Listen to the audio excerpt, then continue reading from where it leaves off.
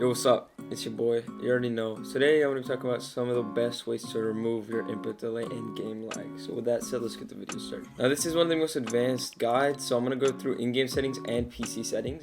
All in-game settings here can work on console, except just obviously this specific screen right here. But the rest will all work on console, and then we're going to go into desktop and do some other stuff too. Make sure all your quality and all your effects are on low, every single one of them.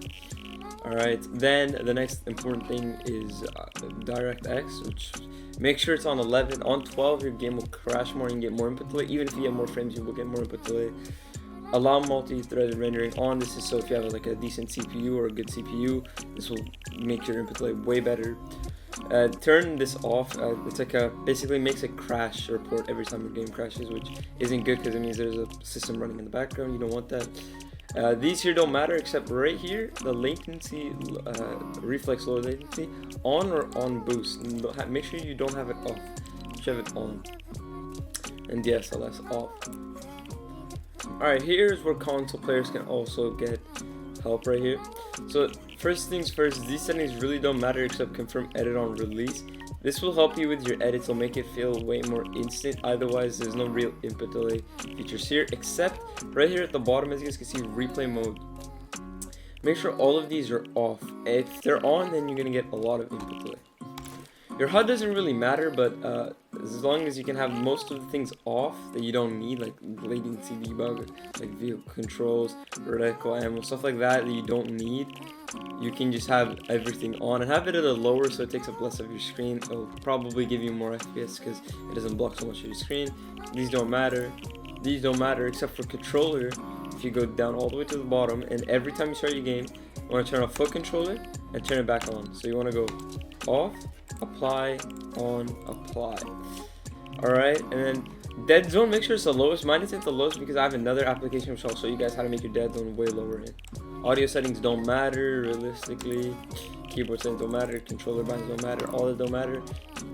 Alright, so now I'm on my desktop and I'm going to show you guys how to get way lower input delay with simple stuff. So first thing that you're going to do is simple. You're going to go to your NVIDIA control panel. Alright, so once your NVIDIA panel loads up, you want to make sure that you go to use my preference and then emphasize performance and click apply. You want to go to the manage 3D settings. While this applies, it'll take a little bit. You want to go here and you want to just turn everything off. Now I'm not going to go through these because these take a while, but just search up a video on these and make sure to put them all as the settings they show. Now we can close out of there.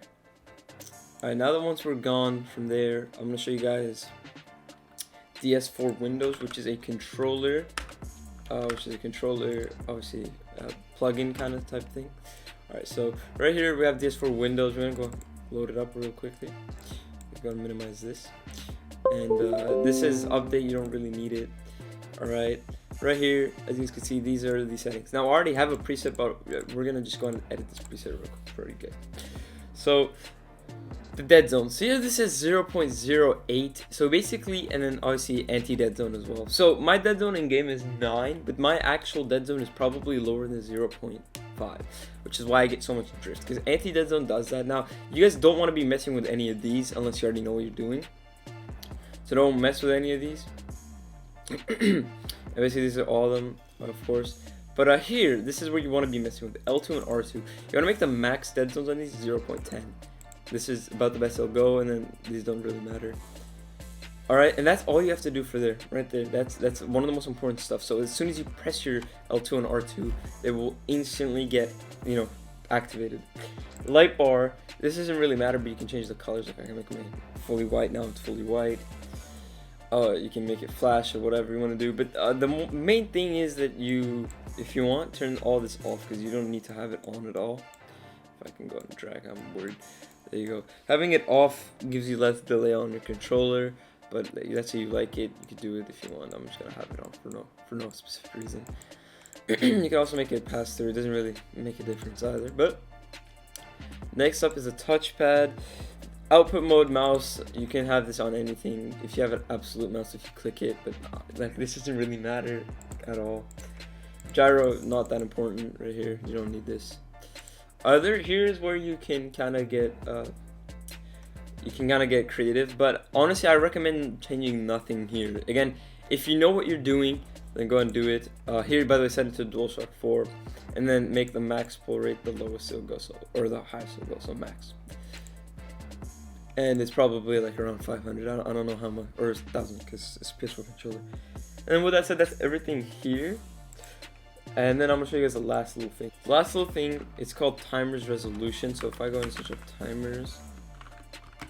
Alright, so the last thing is called timers resolution. Now this is one of the best ways to lower your input delay. And this also works on keyboard, by the way. It's probably more effective on keyboards because it literally lowers everything. So with that said, all you want to do is just download timers resolution, and you want to click on maximum. That's literally it, and then you just want to minimize it.